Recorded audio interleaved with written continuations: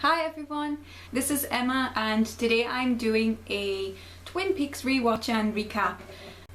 I'm on to episode 4 of season 2, which is episode 11 or episode 12 in the series, sorry.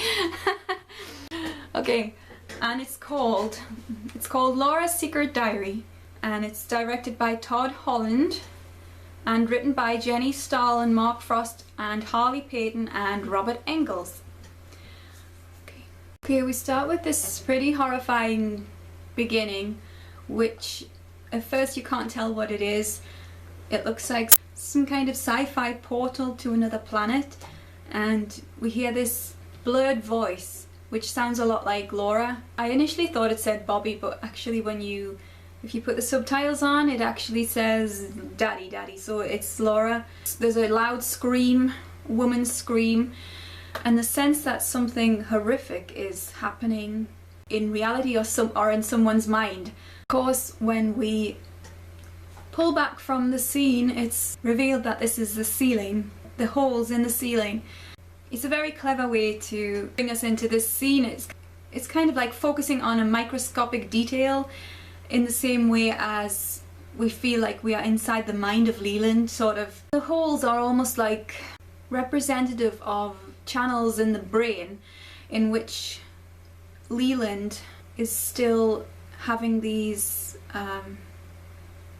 responses, these electrical responses of what constitutes a memory of his daughter, if that makes any sense. I think Ray Wise is so good in this scene where he's being interrogated by Harry. Really well acted. So when Leland describes how he feels when he says it's more than grief and that every cell is screaming inside of himself, that's kind of like what we saw at the beginning with the ceiling. It's really good writing, that as well. It's very evocative. Agent Cooper is pretty black and white on his viewpoint about murder and right and wrong. I guess to him in this moment it seems like there isn't any exceptions. If someone takes a life, they've taken a life. It's almost like Cooper has sort of blocked out the human aspect of it, you know? I mean, I don't know, it just seems like a very hard line for Cooper to take if he's such a sensitive type of person. Again, we have this very tense and dramatic scene followed by quite an extended scene with Lucy and Andy, which is comprised of comedy moments.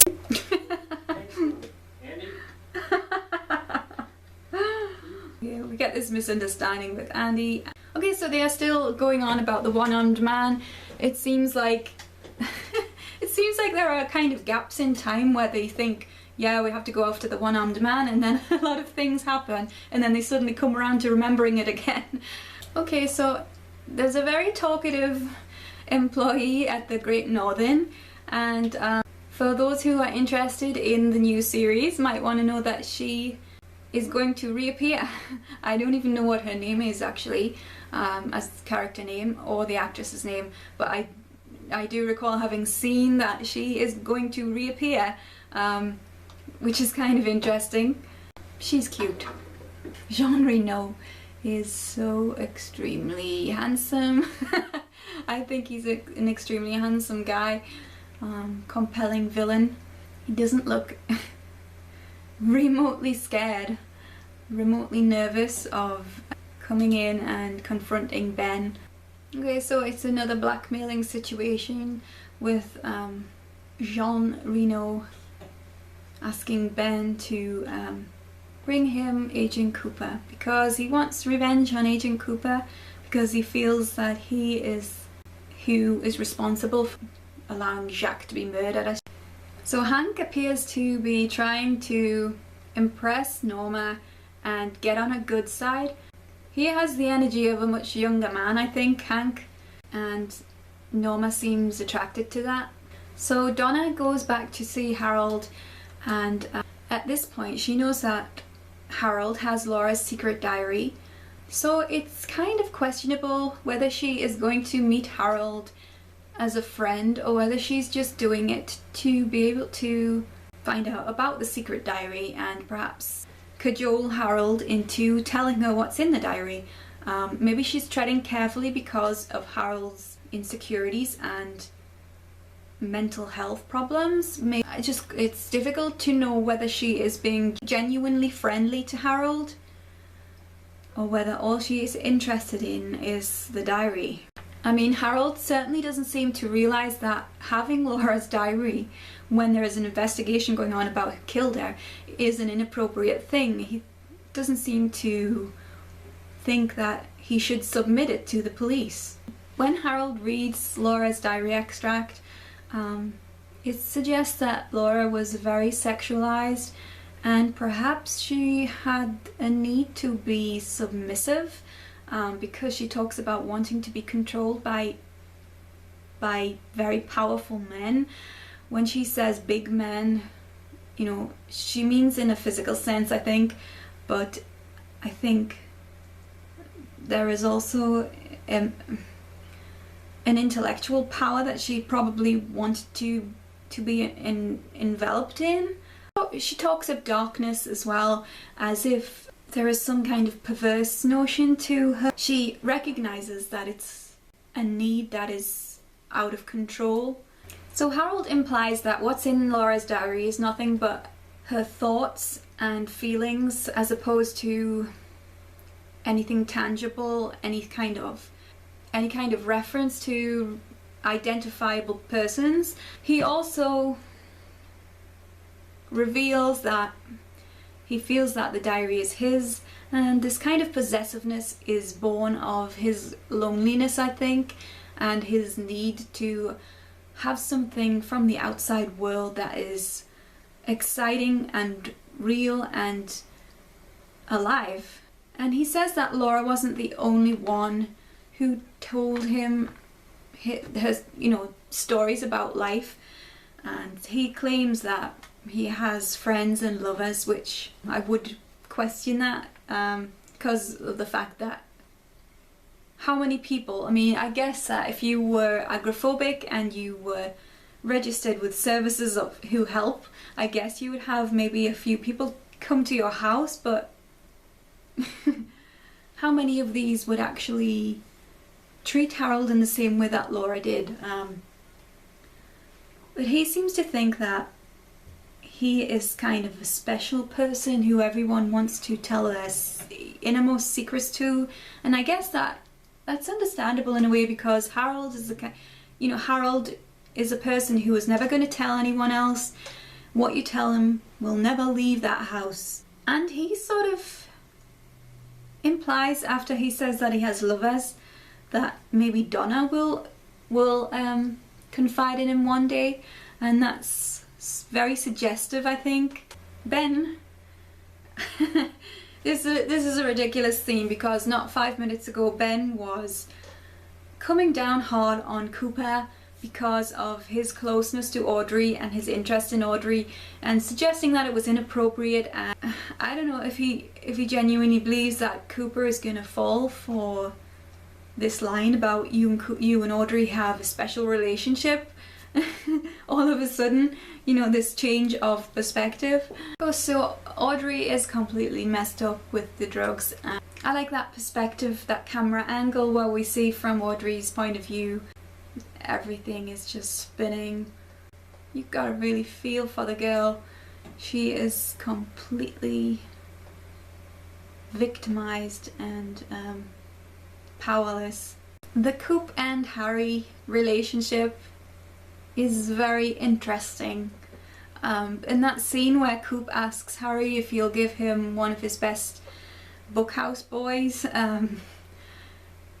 they are so close, they are almost chest to chest when they are in that scene talking, and it's very intimate, and you don't get that close to someone when you're just talking to them. I guess they could have just set that up for the camera angle and for the scene setup, but it does feel like these two men have become very close friends through an understanding, I think, first of all, of the kind of work they do, the kind of law work.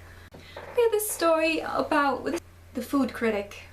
does feel a little bit soapy to me. It's like something that you'd see in a soap opera, especially with these characters, because it feels like it has a comedic angle that isn't necessarily being met because of these characters not having really been involved in any comedy storylines so far.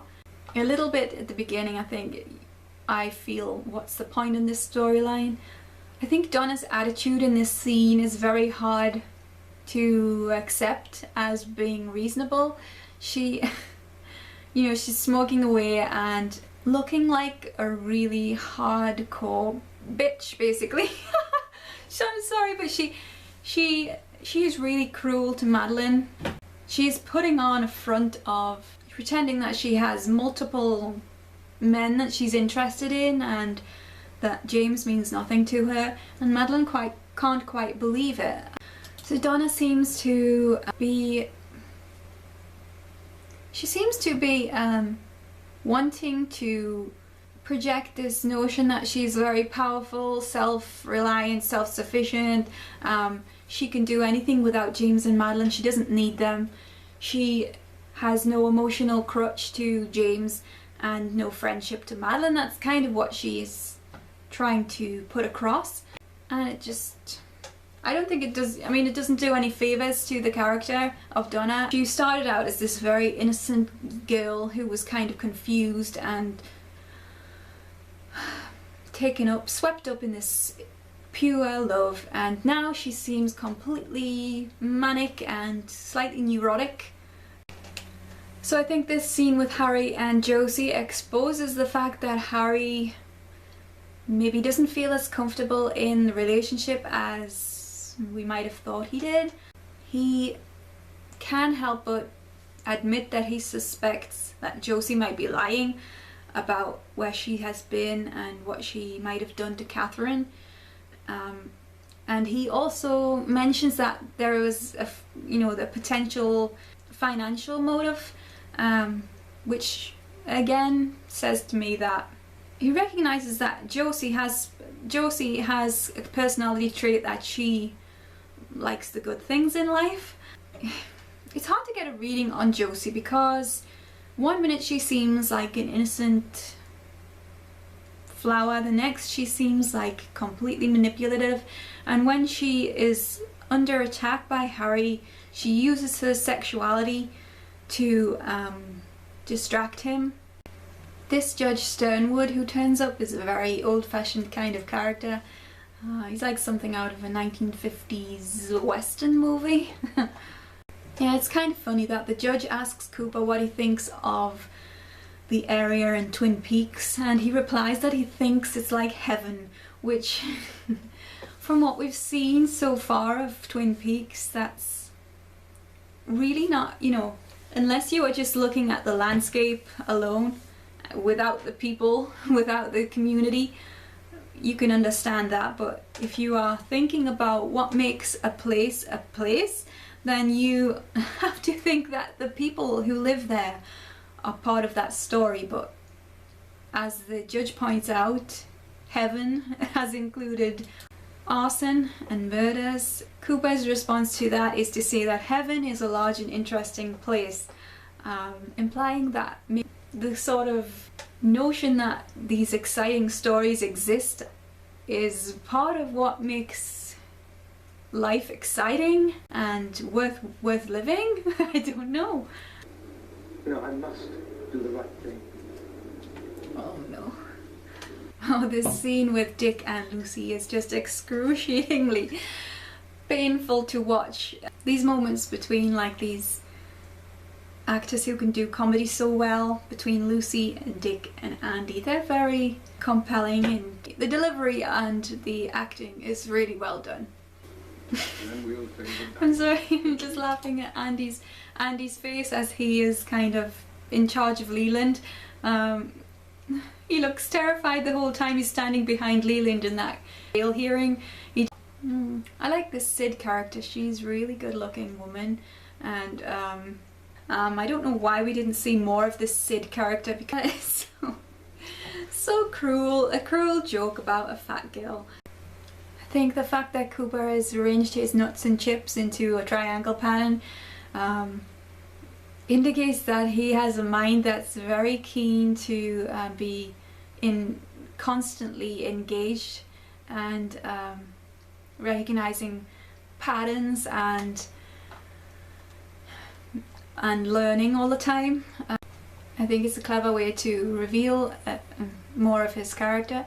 Okay, so we have the scene with Hank in the diner, and the sense of drama and tension is ramped up by this storm that's brewing.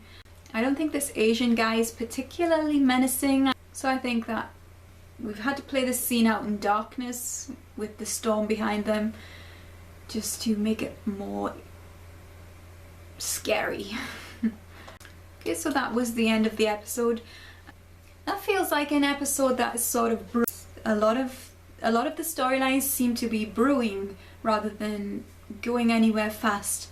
I like the situation with Harold. I think that's an interesting storyline to be going down, to find out what else there might be in the diary and to assess Donna's behaviour in trying to find out what's in that diary, as well as to try and guess what she might be going to do in regards to Madeline and James, because her behaviour is so erratic now. This story with Donna has the potential to go in a lot of different ways, so I think that's a compelling storyline. I like seeing Harry and Josie. There is trouble there. I mean, we know that. I think that because Harry is such a quiet sort of guy, it makes you think that he has this other side that we haven't seen a lot of. Cooper's behaviour in this episode, he came across as more nerdy than usual, I think.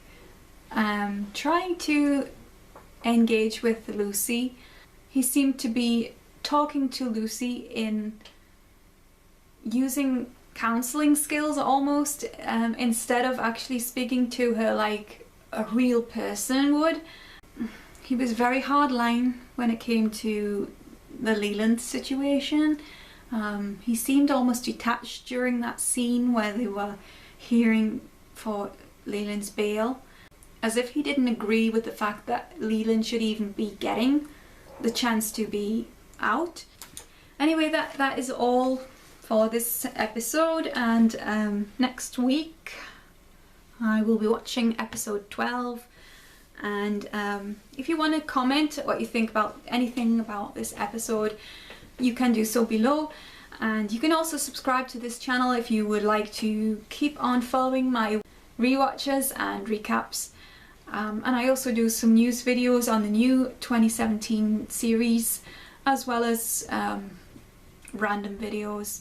Yeah, I'm also on Twitter at TheLogSadie if you want to follow me. That is all for today, and thank you for watching. Bye!